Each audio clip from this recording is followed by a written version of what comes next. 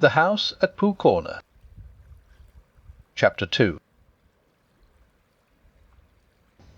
In which Tigger comes to the forest and has breakfast. Winnie-the-Pooh woke up suddenly in the middle of the night and listened. Then he got out of bed and lit his candle, and stumped across the room to see if anybody was trying to get into his honey cupboard, and they weren't. So he stumped back again, blew out his candle, and got into bed. Then he heard the noise again. "Is that you, Piglet?" he said, but it wasn't. "Come in, Christopher Robin," he said, but Christopher Robin didn't. "Tell me about it tomorrow, Eeyore," said Pooh sleepily. But the noise went on. "Warra wa wa la ora we warra," said whatever it was, and Pooh found that he wasn't asleep after all. What can it be? He thought. There are lots of noises in the forest, but this is a different one. It isn't a growl, and it isn't a purr, and it isn't a bark, and it isn't the noise you make before beginning a piece of poetry, but it's a noise of some kind, made by a strange animal, and he's making it outside my door. So I shall get up and ask him not to do it. He got out of bed and opened his front door. "Hallo," said Pooh, in case there was anything outside. "Hello," said whatever it was, said Pooh. "Hallo." "Hallo." "Oh, here you are," said Pooh. "Hallo." "Hallo," said the strange animal, wondering how long this was going on. Pooh was just going to say "Hallo" for the fourth time when he thought that he wouldn't, so he said, "Who is it?" instead. "Here," said a voice. "Oh," said Pooh. "Well, come here." So whatever it was came here, and in the light of the candle he and Pooh looked at each other. "I'm Pooh," said Pooh. "I'm Tigger," said Tigger. "Oh," said Pooh, for he had never seen an animal like this before. "Does Christopher Robin know about you?" "Of course he does," said Tigger.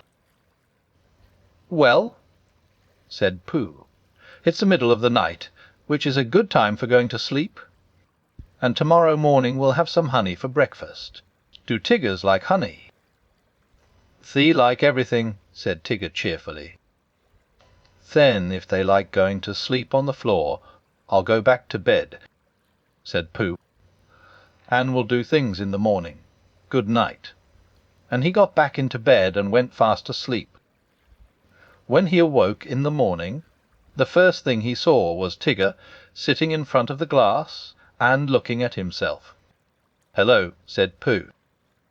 "Hello," said Tigger. "I found somebody just like me. I thought I was the only one of them."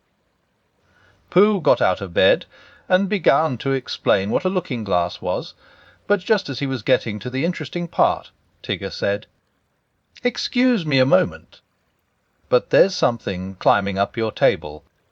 And with one loud wild o-r-ro-a-ray-o-ra-wa-o-r-a, he jumped at the end of the tablecloth, pulled it to the ground, wrapped himself up in it 3 times, rolled to the other end of the room, and after a terrible struggle got his head into the daylight again, and said cheerfully, "Have I won?" "That's my tablecloth," said Pooh, as he began to unwind Tigger. "I wondered what it was," said Tigger. "It goes on the table, and you put things on it." "Then why did it try to bite me when I wasn't looking?" "I don't think it did," said Pooh. "It tried," said Tigger, "but I was too quick for it." Pooh put the cloth back on the table, and he put a large honey pot on the cloth, and they sat down to breakfast. And as soon as they sat down, Tigger took a large mouthful of honey, and he looked up at the ceiling with his head on one side, and made exploring noises with his tongue, and considering noises, and whather-voi-gotcha noises. And then he said in a very decided voice, "Sir, Tiggers don't like honey." "Och," said Pooh, and tried to make it sound sad and regretful. "I thought they liked everything." "Everything except honey," said Tigger. Pooh felt rather pleased about this, and said that, As soon as he had finished his own breakfast, he would take Tigger round to Piglet's house, and Tigger could try some of Piglet's haycorns. "Thank you, Pooh," said Tigger, because haycorns is really what Tiggers like best. So after breakfast they went round to see Piglet, and Pooh explained as they went that Piglet was a very small animal who didn't like bouncing, and asked Tigger not to be too bouncy just at first. And Tigger, who had been hiding behind trees and jumping out on Pooh's shadow when it wasn't looking, said that Tiggers were only bouncy before breakfast, and that as soon as they had had a few haycorns they became quiet and refined. So by and by they knocked at the door of Piglet's house. "Hello, Pooh," said Piglet. "Hallo, Piglet, this is Tigger." "Oh, is it?" said Piglet, and he edged round to the other side of the table. "I thought Tiggers were smaller than that." "Not the big ones," said Tigger. "Thee like haycorns," said Pooh. "So that's what we've come for, because poor Tigger hasn't had any breakfast yet." Piglet pushed the bowl of haycorns towards Tigger and said, "Help yourself," and then he got close up to Pooh and felt much braver, and said, "So you're Tigger?" "Well, well," in a careless sort of voice, but Tigger said nothing, because his mouth was full of haycorns. After a long munching noise he said, "Ears-o-I-Rs," and when Pooh and Piglet said, "What?" he said, "'Scuse-ee," and went outside for a moment. When he came back he said firmly, "Tiggers don't like haycorns." "But you said they liked everything except honey," said Pooh. "Everything except honey and haycorns," explained Tigger. When he heard this, Pooh said, "Oh, I see," and Piglet, who was rather glad that Tiggers didn't like haycorns, said, "What about thistles?" "Thistles," said Tigger, "is what Tiggers like best." "Then let's go along and see Eeyore," said Piglet. So the three of them went, and after they had walked and walked and walked, they came to the part of the forest where Eeyore was. "Hello, Eeyore," said Pooh. "This is Tigger." "What is?" said Eeyore. "This," explained Pooh and Piglet together, and Tigger smiled his happiest smile and said nothing. Eeyore walked all round Tigger one way, and then turned and walked all round him the other way. "What did you say it was?" he asked. "Tigger," said Eeyore. "He's just come," explained Piglet. "Eh," said Eeyore again. He thought for a long time, and then said, "When is he going?" Pooh explained to Eeyore that Tigger was a great friend of Christopher Robin's, who had come to stay in the forest, and Piglet explained to Tigger that he mustn't mind what Eeyore said, because he was all's gloomy, and Eeyore explained to Piglet that, on the contrary, he was feeling particularly cheerful this morning, and Tigger explained to anybody who was listening that he hadn't had any breakfast yet. "I knew there was something," said Pooh. "Tiggers always eat thistles, so that was why we came to see you, Eeyore." "Don't mention it, Pooh." "Oh, Eeyore, I didn't mean that I didn't want to see you." Quite. But your new strippy friend, naturally he wants his breakfast. What did you say his name was?" "Tigger." "Then come this way, Tigger." Eeyore led the way to the most thistly-looking patch of thistles that ever was, and waved a hoof at it. "Our little patch I was keeping for my birthday," he said. "But, after all, what are birthdays? Here today and gone tomorrow. Help yourself, Tigger." Tigger thanked him, and looked a little anxiously at Pooh. "Are these really thistles?" he whispered. "Yes," said Pooh. "What Tiggers like best." "That's right," said Pooh.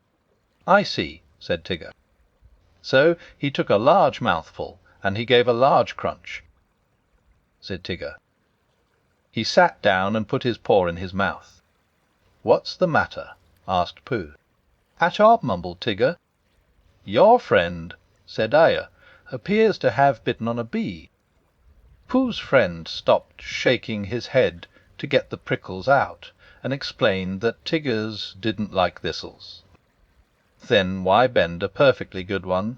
Asked Aya. But you said, began Pooh, you said that Tiggers liked everything except honey and acorns. Oh, the thistles, said Tigger, who was now running round in circles with his tongue hanging out. Pooh looked at him sadly. What are we going to do? He asked Piglet. Piglet knew the answer to that, and he said at once that they must go and see Christopher Robin. You'll find him with Kanga, said Eeyore. He came close to Pooh, and said in a loud whisper, See, did you ask your friend to do his exercises somewhere else. I shall be having lunch directly, and don't want it bounced on just before I begin. A trifling matter, and fussy of me, but we all have our little ways. Pooh nodded solemnly, and called to Tigger.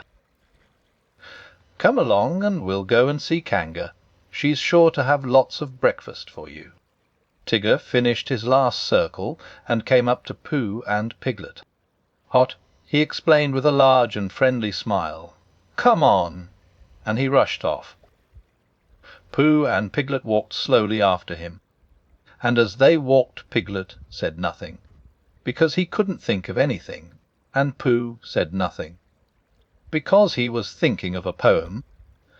And when he had thought of it he began, What shall we do about poor little Tigger? If he never eats nothing, he'll never get bigger. He doesn't like honey and acorns and thistles, because of the taste, and because of the bristles. And all the good things which an animal likes have the wrong sort of swallow, or too many spikes. He's quite big enough anyhow, said Piglet. He isn't very big. Well, he seems so. Pooh was thoughtful when he heard this, and then he murmured to himself, but whatever his weight in pounds, shillings, and ounces, he always seems bigger because of his bounces. And that's the whole poem, he said. Do you like it, Piglet? I'll accept the shillings, said Piglet. I don't think they ought to be there. Thee wanted to come in after the pounds, explained Pooh, so I let them. It is the best way to write poetry, letting things come. Oh, I didn't know, said Piglet. Tigger had been bouncing in front of them all this time, turning round every now and then to ask, Is this the way? And now at last they came in sight of Kanga's house, and there was Christopher Robin. Tigger rushed up to him. Oh, there you are, Tigger, said Christopher Robin. I knew you'd be somewhere. I've been finding things in the forest, said Tigger importantly. I've found a Pooh and a Piglet and an Eeyore, but I can't find any breakfast. Pooh and Piglet came up and hugged Christopher Robin, and explained what had been happening.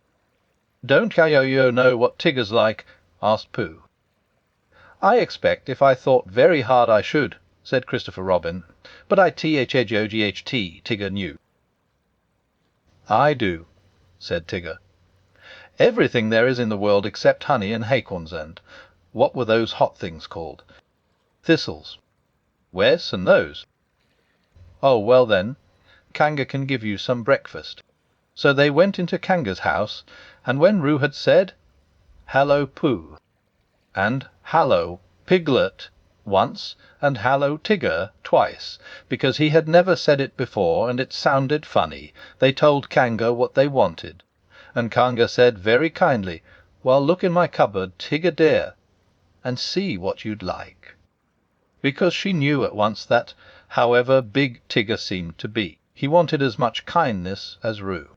Pshaw! I look too, said Pooh, who was beginning to feel a little 11 o'clockish, and he found a small tin of condensed milk. And something seemed to tell him that Tigger's didn't like this, so he took it into a corner by itself, and went with it to see that nobody interrupted it.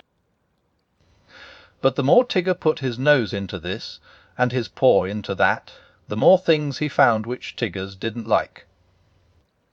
And when he had found everything in the cupboard, and couldn't eat any of it, he said to Kanga, "What happens now?" But Kanga and Christopher Robin and Piglet were all standing round Roo, watching him have his extract of malt, and Roo was saying, "Must I?" and Kanga was saying, "Now, Roo dear, you remember what you promised." "What is it?" whispered Tigger to Piglet. "His strengthening medicine," said Piglet. "He hates it." So Tigger came closer, and he leant over the back of Roo's chair, and suddenly he put out his tongue and took one large gololop, and, with a sudden jump of surprise, Kanga said, "Ho!" and then clutched at the spoon again just as it was disappearing, and pulled it safely back out of Tigger's mouth. But the extract of malt had gone. "Tigger-de-ar," said Kanga. "He's taken my medicine, he's taken my medicine, he's taken my medicine," sang Roo happily, thinking it was a tremendous joke. Then Tigger looked up at the ceiling, and closed his eyes, and his tongue went round and round his chops, in case he had left any outside, and a peaceful smile came over his face as he said, "So tea-cate's what Tigger's like." Which explains why he always lived at Kanga's house afterwards, and had extract of malt for breakfast, dinner, and tea. And sometimes, when Kanga thought he wanted strengthening, he had a spoonful or two of Roo's breakfast after meals as medicine. "But I think," said Piglet to Pooh, "that he's been strengthened quite enough.